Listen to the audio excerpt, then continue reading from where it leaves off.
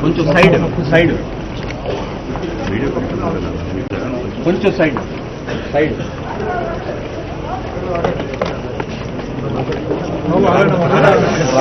Hello please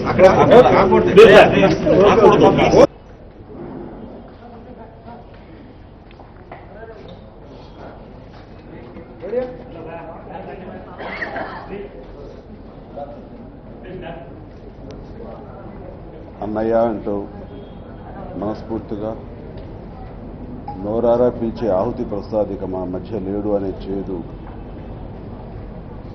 ఎదుగుకోవడం చాలా చాలా కష్టంగాను బాధగా అనిపిస్తుంది. సోదర సమానుడు, విలక్షణమైన నటుడు, సౌమ్యుడు, వివాదరహితుడు, ఎప్పుడు తన పనిలో చూసుకుంటూ వెళ్ళే అతి మంచి మనిషి ఆహుతి ప్రసాద్.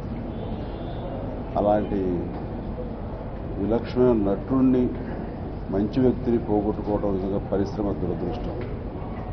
ఇది పరిశ్రమ తెలుగు చలనచిత్ర పరిశ్రమకు తీరని లోటు. మాలాంటి వాళ్ళందరం కూడా ఒక ఆప్తుని పోగొట్టుకున్న బాధ మా అందరిలోనూ ఉంది. చాలా చిన్న వయసులోనే ఇలా చనిపోవటం అన్నది అది ఆ కుటుంబ సభ్యులు కానీ మిగతా మాకందరికీ కూడా ఇది జీర్ణించుకోలేని విషయం. ఆహుతి ప్రసాద్ ఎక్కడున్నా సోదరి ఆత్మకు శాంతి చేకూరాలని మనస్ఫూర్తిగా కోరుకుంటూ ఆ కుటుంబ సభ్యులకి నా ప్రగాఢ సానుభూతిని తెలియజేస్తున్నాను.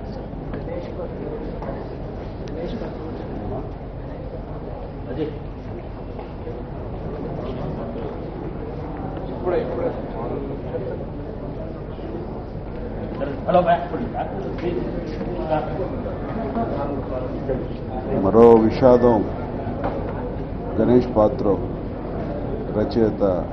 ఆయన కూడా క్యాన్సర్ బారిన పడి చనిపోయారని చెప్పి తెలిసింది.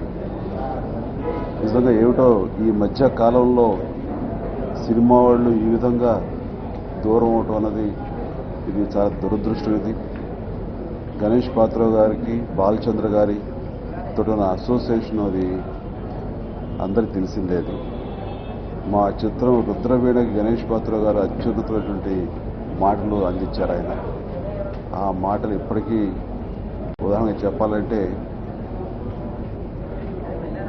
హంసధ్వని అనే రాగం ఆ మాటని ఆయన చాలా వెటకారంగా ఆయన దాన్ని క్యారికేచర్గా మాట్లాడుతూ హింసధ్వని అంటే హంసధ్వని రాగంలో పాటలు పాడేవాళ్ళు సరిగ్గా పాడకపోతే అది ఎంత హింసగా ఉంటుందని చెప్పేసి అది హింసధ్వని రాగం అనే ఒక చతుర సంభాషణ, చిన్న సెటైర్ లాంటి సంభాషణ కూడా ఇచ్చేటటువంటి సునిశ్చితమైనటువంటి రచయిత. ఆయన చిన్ని చిన్ని పదాలతోటి ఎంతో అర్థం వచ్చేలా చేస్తారు. అందుకనే బాలచంద్ర గారికి అత్యంత ఆప్తుడు, అత్యంత ప్రియమైన రచయిత, మాటల రచయిత గణేష్ పాత్ర.